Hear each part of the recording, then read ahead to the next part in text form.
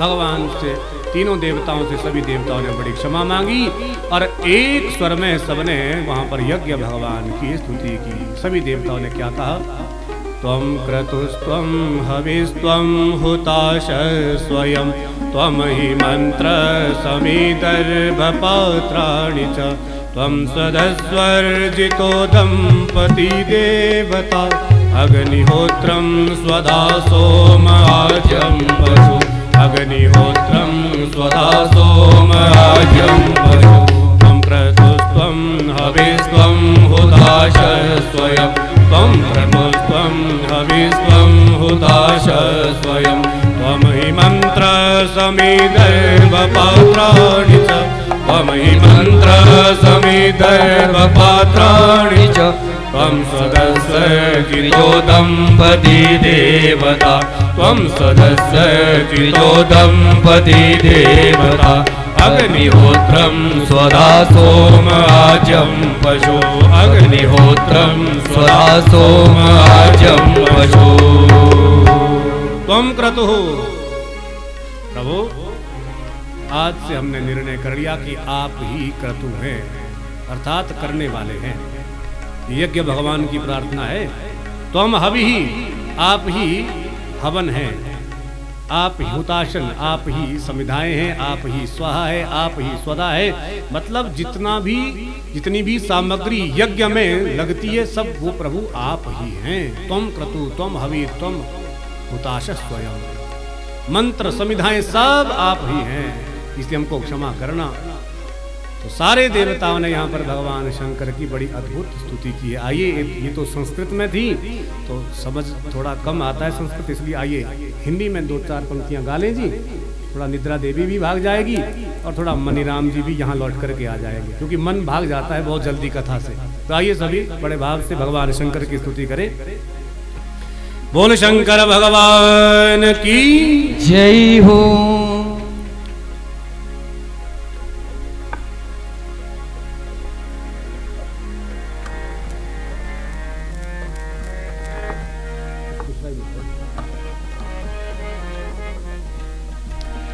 कोई और नहीं, कोई और नहीं, कोई और नहीं, कोई और नहीं, भोलेनाथ से निराला कोई और नहीं, भोलेनाथ से निराला सभी गाएंगे नहीं, भोलेनाथ से निराला कोई और नहीं, कोई और नहीं, कोई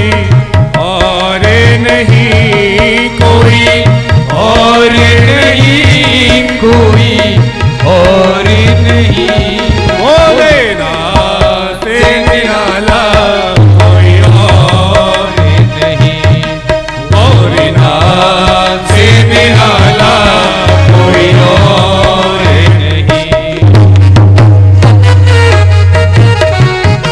सभी एक बार दोनों हाथ उठा करके मीठी मीठी ताली सेवा कीजिए। बोलिए शंकर भगवान की जय हो।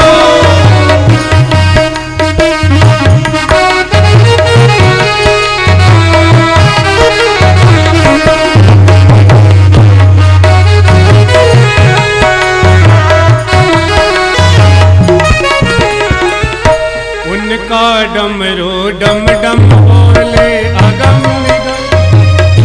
ये खोले रहो, डम डम बोले आगम निगम के भेद ये खोले। उनका डमरू डम डम बोले अगम निगम के भेद ये खोले। उनका डमरू डम डम बोले आगम निगम के भेद ये खोले। ओ ऐसा डमरू बजाने वाला, ओ ऐसा डमरू बजाने वाला और नहीं, भोलेनाथ से निराला और नहीं, भोलेनाथ से निराला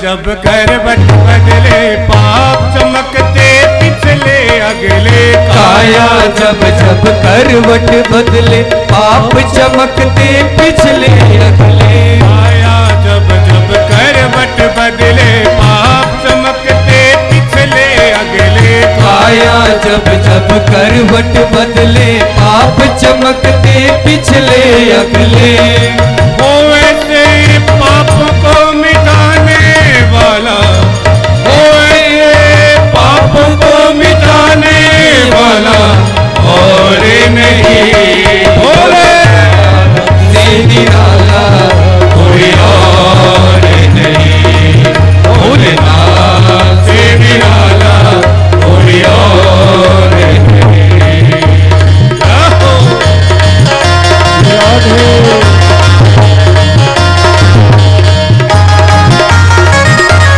हरि बोल।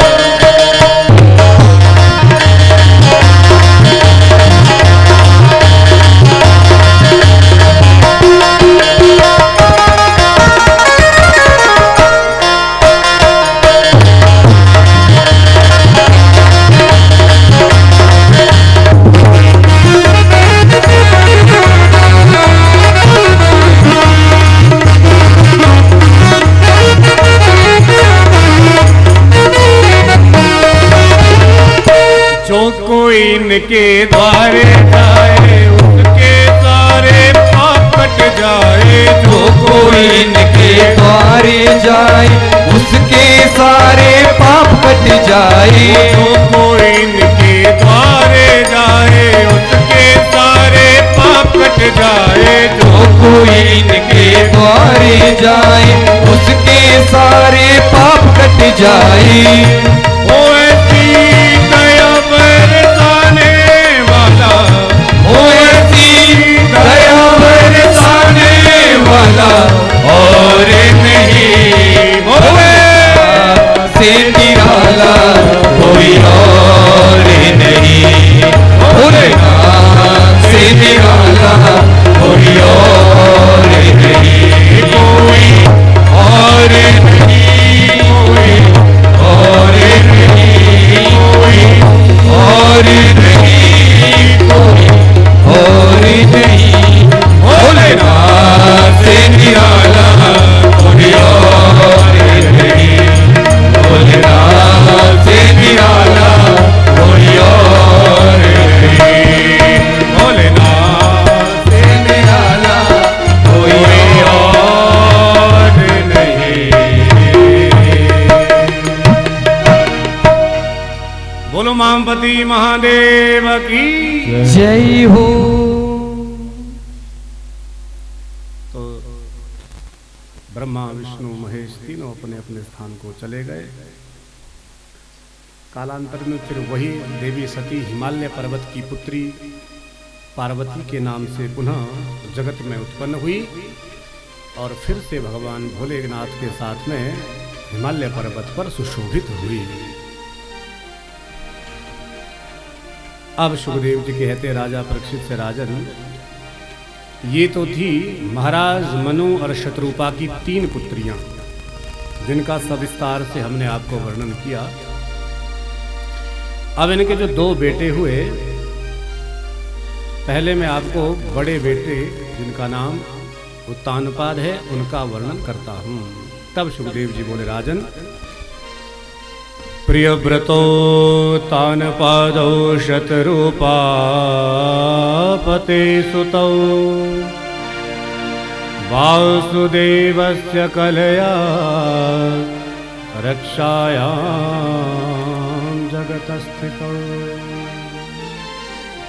राजन, बड़े का नाम प्रियव्रत और बड़े का नाम क्षमा करना उत्तानपाद और छोटे का नाम प्रियव्रत। प्रियव्रतौ उत्तानपादौ। तो पहले राजा उत्तानपाद का चरित्र सुखदेव जी ने सुनाया। उत्तानपाद बड़े ही धर्मनिष्ठ धर्मात्मा राजा है और भगवान वासुदेव की कलाएं इनमें विद्यमान थी। और उत्तानपाद का अर्थ क्या होता है? उत ऊर्ध्व पादौ यस्य स उत्तानपाद, अर्थात जिसका सिर नीचे हो पैर ऊपर, ये ऐसे राजा की कथा है। तो इसलिए हम सभी उत्तानपाद है। माता के गर्भ में जब शिशु होता है तो सिर नीचे और पैर ऊपर होते हैं। तो इसलिए ये किसी एक आधे व्यक्ति या किसी राजा की कथा नहीं, हम सब की कथा है। तो उत्तानपाद राजा की एक पत्नी सुनीति, सुनीति का अर्थ होता है सुष्ठु नीतिर्यस्य स सुनीति, बड़ी भगवान की भक्त थी,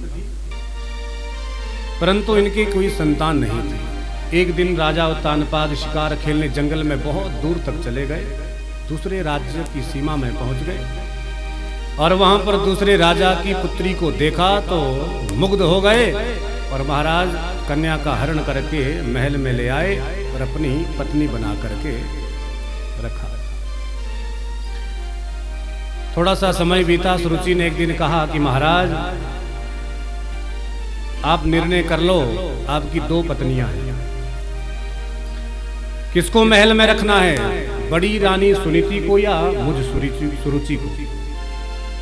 तो महाराज उत्तानपाद छोटी से ज्यादा प्रेम करते थे, तो कहा कि देवी आप ही हमारे साथ महल में रहेंगी। तो सुरुचि बोली महाराज तो बड़ी पत्नी को फिर महल से थोड़ा बाहर कहीं किनारे करो। तो सुनीति के लिए महल के बाहर थोड़ा होमिंग हो रही है, थोड़ी महल से बाहर एक कुटिया बनाई, देवी सुनीति उसी कुटिया में रहने लगी। समय बीता, एक दिन एक दासी ने खबर दी महाराज को, महाराज आपकी जो बड़ी पत्नी है ना सुनीति, वो गर्भवती है।